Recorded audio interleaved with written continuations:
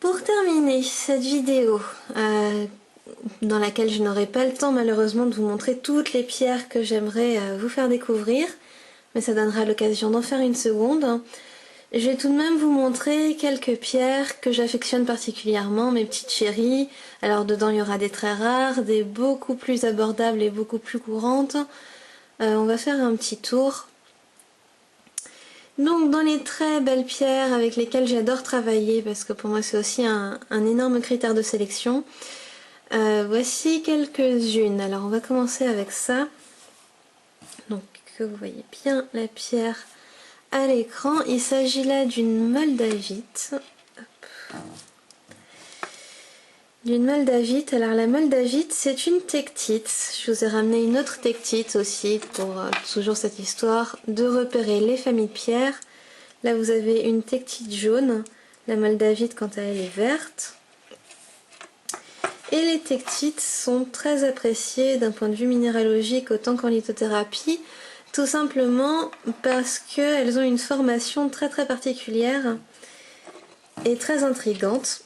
Elles se forment au moment de la chute des météorites sur le sol terrestre. Le sol va chauffer à des très fortes températures et fondre pour donner du verre. Alors les tektites sont des verres d'origine météoritique, donc ce n'est pas du verre qui a voyagé dans l'espace comme le disent certains, mais par contre ça s'est formé au contact du sol avec une météorite. Et donc la moldavite s'est formée avec une énorme météorite qui a formaté d'ailleurs la géographie locale dans les pays de l'Est, dans les environs où on trouve cette pierre. C'est arrivé une seule fois il y a plusieurs milliers d'années. Et ça n'arrivera plus, donc c'est une pierre très rare. Et la tektite jaune se forme elle dans les déserts, dans le désert de Libye. Et donc c'est des pierres fascinantes tant par leur travail, leur énergie, que par leur provenance. D'autres pierres, alors celle-ci c'est une de mes petites chéries que j'ai acquis récemment.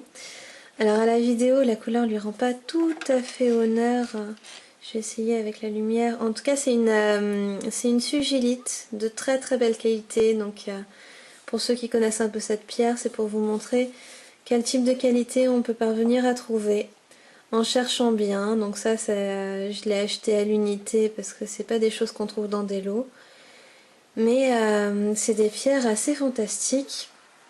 Et donc celle-ci est opaque, hein, mais elle est d'un violet évêque que j'ai rarement vu. Donc voilà, pour vous faire découvrir un petit peu ces petites merveilles.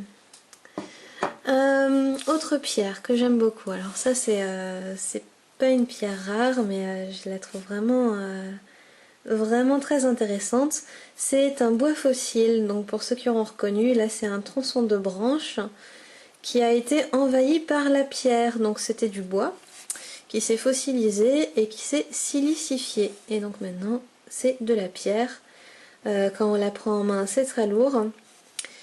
Et on a encore cette surface qui rappelle le bois. Et c'est une merveilleuse pierre d'ancrage qu'on trouve en bourse aux minéraux pour pas très cher. Et dans le commerce aussi, j'imagine qu'on doit pouvoir en trouver à des prix très abordables. Et c'est une de mes pierres préférées pour l'ancrage. Je voulais vous la montrer, elle est quand même bien intrigante. Des petites pierres, alors ça c'est plus une valeur affective qu'autre chose. Celle-ci je l'ai dans ma collection depuis que je suis toute petite. J'ai dû l'avoir 5-6 ans par là, et c'est une pierre qui traîne toujours dans mes affaires. Donc c'est une pyrite, et c'est un cristal naturel, donc c'est là que ça devient intéressant. C'est un petit cube dont les faces sont complètement naturelles, ça n'a pas été poli. Et donc ça fait partie des formations fascinantes que la nature est capable de produire elle-même, sans intervention de l'homme. Donc voilà, pour le plaisir des yeux, pour voir un peu ce que la nature est capable de faire. Et ces petits cubes de pyrite, pareil, sont très abordables. On l'utilise comme antidouleur. J'ai eu des très bons résultats pour des douleurs passagères de la vie quotidienne. C'est très efficace. Plus rare cette fois-ci. Alors là, c'est vraiment pour le plaisir des yeux. J'ai eu la chance d'avoir entre les mains cette petite opale. Donc là, c'est des reflets assez exceptionnels d'opale. Et c'est vraiment pour vous donner l'occasion de voir cette pierre qui est celle-ci. À chaque fois, je passe des heures à la regarder avec les yeux qui brillent tant elle est belle. Voilà, une des petites opales. Donc là, avec vraiment les reflets, parmi les reflets les plus beaux qu'on puisse trouver sur cette pierre, c'est absolument fascinant. Celle-ci, je voulais la montrer parce que à chaque fois que quelqu'un la voit dans ma collection, j'ai droit à oh, mais c'est du verre. Non, non, c'est pas du verre.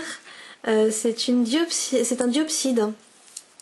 Il me semble que c'est qu'on les dit chromifères, ceux-là, quand ils sont aussi verts. C'est le chrome qui donne cette couleur au diopside, mais je voudrais pas dire de bêtises. Donc, mais voilà, c'est un verre quasiment bouteille.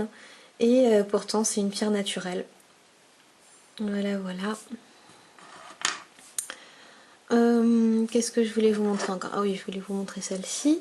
Alors celle-ci, sans doute beaucoup d'entre vous la reconnaîtront. Hop, qu'on ait bien les reflets. C'est une labradorite. Et je l'aime beaucoup parce qu'elle a beaucoup de couleurs de reflets. Là, vous verrez un peu du vert bleu. Elle a ses jaunes-orange, ça passe au vert. Elle a beaucoup de couleurs de reflets, des jaunes or. Et alors je sais pas si je vais pouvoir vous montrer la transparence. Je sais pas si ça va ressortir. Si là ça ressort un peu avec la lumière.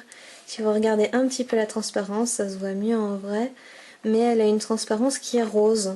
Donc là c'est parce qu'on a une qualité plutôt translucide de labradorite.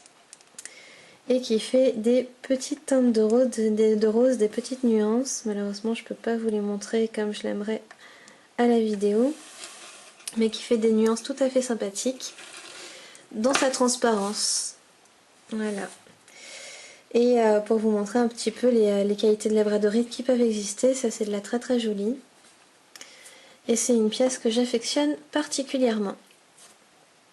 Pour terminer, je vous ai ramené des petits cristaux que je voulais vous montrer. Celui-ci, c'est un cristal assez intriguant, il va paraître noir, argenté, comme ça, un peu comme l'hématite en surface. Et en réalité, si on regarde la transparence, il aura une transparence rouge éclatant.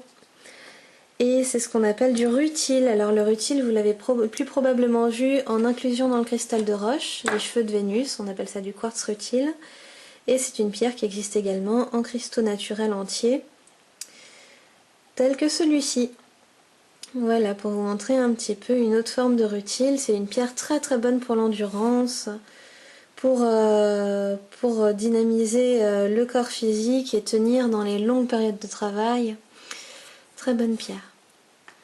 Et enfin, une petite curiosité. Alors c'est un grenat tout banal, mais je voulais ramener pour voir la formation du grenat. Alors j'aimerais vous montrer la transparence. En transparence il est rouge. Malheureusement c'est pas une très belle qualité de grenat, donc j'ai peu de transparence. Voilà, ça va pas ressortir énormément là, un petit peu sur les coins. Mais ce qui est très intéressant avec le grenat, c'est la formation. Donc la forme des cristaux qui forment des petites bouboules facettes comme ça, bon pas avec des facettes égales, elles vont avoir des facettes plus allongées, des losanges, etc. Mais c'est des cristaux naturels, donc là ça a été accroché à la roche par le bout ici. Donc ça s'est présenté comme ça sur la roche. Et ça a des facettes toute intéressante, et toute la famille des grenats fait des petites bouboules comme ça avec des petites différences de forme. Celui-ci c'est un grenat almandin. Voilà pour ce petit tour d'horizon des pierres majeures et des familles de pierres majeures utilisées en lithothérapie. J'espère que toutes ces belles pierres vous auront plu, en vous souhaitant de très bonnes fêtes de fin d'année et que l'année à venir vous apporte tout le bonheur qu'on puisse espérer. À très bientôt.